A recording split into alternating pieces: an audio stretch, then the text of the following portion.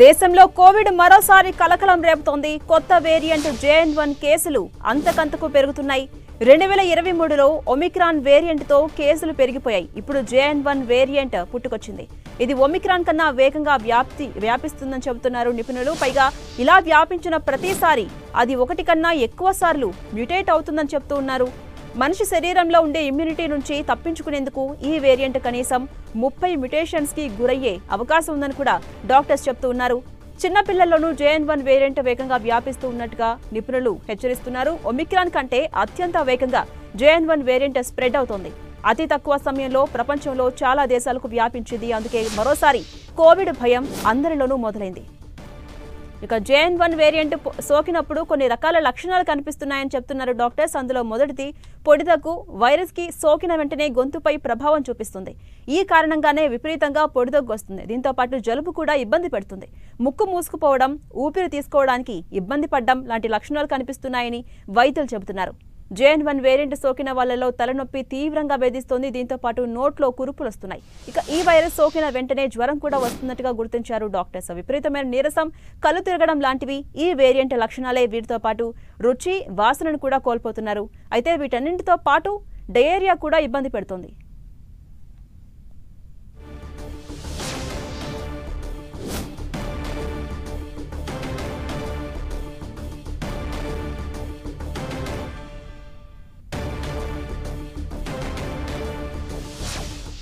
ఇదే అంశంపై మరింత సమాచారం తెలుసుకునే ప్రయత్నం చేద్దాం. ప్రెసెంట్ మనకు అందుబాటులో ఉన్నారు డాక్టర్ షర్మిల, పీడియాట్రిషియన్.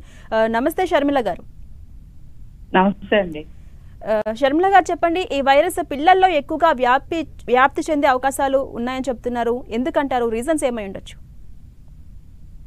స్పెసిఫిక్ గా పిల్లల్లోనే వ్యాప్తి ఎక్కువగా జరుగుతుంది అని చెప్పలేము.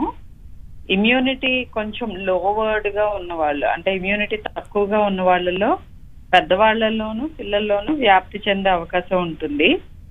JN.1 వేరియంట్ ఇది ఇంతకు ముందు నుంచి ఉన్న, లాస్ట్ మనం చూసినప్పుడు ఒమిక్రాన్ సబ్ వేరియంటే, సారీ పర్లేదు చెప్పండి. సో దీని గురించి ఆందోళన చెందాల్సిన ఏం లేదు స్పెసిఫిక్ పిల్లల గురించి. Okay. But yes, last 24 hours లో 2 deaths లో one of them is a 15-year-old child with kidney disease. అదేవిధంగా మ్యూటేషన్స్ మారుతున్న కొద్దీ ఈ వైరస్ ప్రమాదకరంగా మారే అవకాశం ఏమైనా కనిపిస్తుందా? అంటే పిల్లలకి ఎక్కువగా ఇది వ్యాపిస్తుంది అని చెప్తున్నారు కాబట్టి దాని నుంచి బయటపడాలంటే పిల్లలకి ఏ విధమైన జాగ్రత్తలు తీసుకోవాలంటారు పేరెంట్స్? స్పెసిఫిక్ గా న్యూగా ఏం లేదండి, ఇది ఎప్పటి నుంచో ఉన్నదే. కోవిడ్ కేసెస్ మేము లాస్ట్ ఇయర్ కూడా చూసాము, ఇయర్ కూడా చూసాము. పెద్ద సీరియస్ గా డిఫరెంట్ గా చూడక్కర్లేదు. ఫ్లూ వైరస్ ఎలా అయితే ఈ టైంలో వ్యాప్తి ఎక్కువగా ఉందో, ఎడినో వైరస్ ఎలా ఉందో, రెస్పిరేటరీ సిన్సిషియల్ వైరస్ ఎలా ఉందో, అలానే కోవిడ్ వైరస్ కూడా కేసెస్ పెరుగుతాయి. ఇది చేంజింగ్ సీజన్. అండ్ ఇంకొకటి, ముందు ఉన్న మన ఇమ్యూనిటీ కొంచెం వేన్ ఆఫ్ అయిపోయింది కాబట్టి రైట్ నౌ ఒక్క మాటలో చెప్పాలంటే ఆందోళన చెందాల్సిన అవసరం లేదు. కానీ ఈ హై రిస్క్ చిల్డ్రన్ అంటాం, అంటే క్యాన్సర్ కీమోథెరపీ మీద ఉన్న వాళ్ళు, డయాలసిస్ మీద ఉన్న వాళ్ళు, pre existing illnesses and steroids మీద ఉన్న పిల్లలు, ఎవరికైతే ఇమ్యూన్ సప్రెషన్ ఉంటుందో అలాంటి పిల్లలు కంపల్సరీ జాగ్రత్త పడాలి. అండ్ వెరీ ఇంట్రెస్టింగ్లీ ఇంకోటి ఏంటంటే, ఇప్పుడు కోవిడ్ వచ్చిన ఒక చైల్డ్, ఒక అడల్ట్ చనిపోయారని రిపోర్ట్ అయిన వాళ్ళల్లో కోవిడ్ మూలాననే చనిపోయారు అని ఎస్టాబ్లిష్ అవ్వలేదు. వాళ్ళ ప్రీ ఎగ్జిస్టింగ్ డిసీజ్ మూలాన చనిపోయి ఉండవచ్చు మోస్ట్ లైక్లీ. వాళ్ళు కోవిడ్ పాజిటివ్ కూడా ఉన్నారు టెస్ట్ చేస్తే. So Covid is the reason for death అనేది చెప్పలేము. పర్టికులర్లీ నేను పిల్లల డాక్టర్ని కాబట్టి పిల్లల గురించి చెప్పాలి అని అంటే, అండ్ ఎస్ హైదరాబాద్ లో కూడా ఉన్నాయి కోవిడ్ కేసెస్, పాజిటివ్ ఉన్నారు. ఆందోళన చెందాల్సింది లేదు. బట్ అనవసరంగా రద్దీగా ఉన్న చోటకి మాస్క్ లేకుండా వెళ్ళకపోతే మంచిది, number 1. Number 2, pre existing illnesses ఉన్న పిల్లల్ని జాగ్రత్త వహించడం చాలా చాలా ఇంపార్టెంట్. అలాగే ఇమ్యూనిటీని కూడా పెంచుకుంటే సరిపోతుందని చెప్తారా, మెడికేషన్ అవసరం ఉంటుందా, ఏం చెప్తారు? ఇమ్యూనిటీని పెంచుకుంటే సరిపోతుందంటారా పిల్లలకు? ఇమ్యూనిటీ పెంచుకోవడానికి ఒక పర్టికులర్ పని అంటూ ఏది ఉండదండి. జనరల్ హెల్త్ కాపాడుకోవటమే ఇమ్యూనిటీని పెంచుకోవటం అంటాం. అదేవిధంగా నిద్ర, సమతుల ఆహారం and some amount of physical exercise, ఇవన్నీ ఒక్క రోజులో పెంచుకునే చిట్కాలు ఏమీ ఉండవు. మీ లైఫ్ స్టైలే అలా ఉండాలి. అలాగే షర్మిల గారు, ఇప్పుడు కోవిడ్ వచ్చినప్పుడు 2 times డోస్ వేయించుకున్నారు వ్యాక్సిన్కి సంబంధించి. ఇప్పుడు బూస్టర్ డోసులు కూడా తీసుకోవాల్సిన అవసరం వస్తుందంటారా, మీరేం చెప్తారు? పిల్లల్లో నేను కోవిడ్ వ్యాక్సిన్స్ రికమెండ్ చేయట్లేదు యాజ్ ఆఫ్ నౌ. ఈ పర్టికులర్ వేరియంట్ కోసం అందరూ పరిగెత్తుకుంటూ వెళ్ళి అని.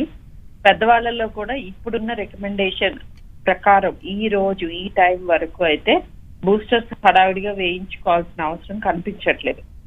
ఇది ఒమిక్రాన్ సబ్ వేరియంటే, JN1 వేరియంట్. అండ్ అది యూజువల్ గా అంటే లాస్ట్ టైం ఉన్న ఎక్స్పీరియన్స్ ప్రకారం చూస్తే దానికి స్పెషల్ గా వేరేగా ఏమి చేయక్కర్లేదు. అండ్ మాస్క్ వేసుకుని వెళ్ళటం బెటర్. 60+ వాళ్ళు, ప్రెగ్నెంట్ విమెన్ పర్టికులర్లీ, అండ్ చిన్న పిల్లలు రద్దీ ప్రదేశాల్లోకి వెళ్తున్నప్పుడు మాస్క్ వేసుకోండి. అండ్ ఇమ్యూనిటీ లోవర్డ్ గా ఉన్న వాళ్ళు, నేను చెప్పిన సబ్ కేటగిరీస్ అందరూ వాళ్ళు డెఫినెట్ గా కేర్ఫుల్ గా ఉండాలి. And if in case Sharmila గారు ఈ వైరస్ బారిన పడితే చిన్నపిల్లలు కానీ పెద్దవాళ్ళు కానీ రికవరీ రేట్ అనేది ఎలా ఉంటుందండి? It will be very good. ఇప్పటి వరకు ఉన్న డేటా ప్రకారం చూస్తే అది సీరియస్ గా ఇప్పుడు మనకి సెకండ్ వేవ్ లో వచ్చినట్టు విపరీతమైన డెత్స్ కానీ అట్లాంటివి ఏం జరుగుతాయని యాంటిసిపేట్ చేయట్లేదు. ఎందుకంటే ఇది అసలు కొత్తగా వచ్చినది కాదు. లాస్ట్ ఇయర్ 2023లోనే ఇది రిపోర్ట్ అయింది JN1. అండ్ దాని సబ్ వేరియంట్స్ జరుగుతున్నాయి. డెత్స్ కూడా ఇప్పటి వరకు రిపోర్ట్ అయిన వాటి ప్రకారం సీరియస్ గా విపరీతంగా అప్పుడు వచ్చినట్టుగా రద్దీగా ఆక్సిజన్ అవసరం పడటం, తర్వాత ICU అడ్మిషన్స్ విపరీతంగా పెరగటం, ఇట్లాంటివి ఏం లేవు. రెస్పిరేటరీ ఇల్నెసెస్ అన్ని కూడాను మనకి కోవిడ్ వచ్చిన దగ్గర నుంచి టెస్ట్ చేస్తున్నాం కాబట్టి ఇది దీని మూలన అది దాని మూలన తెలుస్తుంది. అండ్ ఒక్క కోవిడే కాదు, human metapneumo virus, influenza virus, adeno virus, ఇలాంటివన్నీ కూడా కొంచెం మోర్ సివియర్ డిసీజ్ కాజ్ చేస్తున్నాయి. బట్ అన్నీ కూడా ట్రీటబులే. కరెక్ట్ సపోర్టివ్ మెజర్మెంట్స్ తీసుకుంటే, రైట్ టైంకి డాక్టర్ దగ్గరికి వెళితే మేము డయాగ్నోస్ చేసి చిన్న సింపుల్ ట్రీట్మెంట్స్ తోనే బెటర్ అవుతున్నారు. చాలా మంది జలుబు, దగ్గు, గొంతు నొప్పి, ఫీవర్ తోటి లాస్ట్ 10 days నుంచి చాలా ఇంక్రీజ్ అయింది నెంబర్ ఆఫ్ కేసెస్. మీరు వింటూ ఉంటే నేను కూడా దగ్గుతున్నాను. బట్ ఇట్ ఈస్ లైక్ ఇది మామూలుగా సీజనల్ గా వచ్చే మార్పు, ఇంక్రీజ్ ఇన్ కేసెస్ జూన్ లో యూజువల్ గా యాంటిసిపేట్ చేస్తాం. లాస్ట్ 1 week నుంచి కొంచెం వర్షాలు పడి డెఫినెట్ గా రెస్పిరేటరీ ఇల్నెసెస్ పెరిగాయి. థ్రోట్ ఇన్ఫెక్షన్స్ చాలా కామన్ గా చూస్తున్నాము. అందరిలోనూ టెస్ట్ చేయాల్సిన అవసరము లేదు, ఆందోళన చెందాల్సిన అవసరము లేదు. అండ్ షర్మిల గారు, పిల్లలు సిక్ గా ఉంటే స్కూల్ కి పంపించద్దు. And pregnant women and sick adults లేదా వెరీ సిక్ చిల్డ్రన్ ఉన్నప్పుడు వాళ్ళతో కాంటాక్ట్ లోకి వెళ్ళకపోవటం మంచిది. పర్టికులర్ గా నేను చెప్పేది ఏంటంటే, ఈ డయాలసిస్ మీద ఉన్న పిల్లలు, క్యాన్సర్ కీమోథెరపీ తీసుకుంటున్న పిల్లలు, గుండె జబ్బు ఉన్న పిల్లలు, వీళ్ళని హై రిస్క్ కేటగిరీస్ అంటాం. ప్రీ ఎగ్జిస్టింగ్ లంగ్ డిసీజెస్ ఉంటాయి, సిస్టిక్ ఫైబ్రోసిస్ అని, ఇలాంటివి. ఇలాంటి పిల్లలు జాగ్రత్త వహించాలి. మామూలు వాళ్ళ ఆందోళన చెందాలి. థ్యాంక్ యూ డాక్టర్ షర్మిల గారు. డేటా ఏం లేదు. Yeah, bye. Thank you doctor.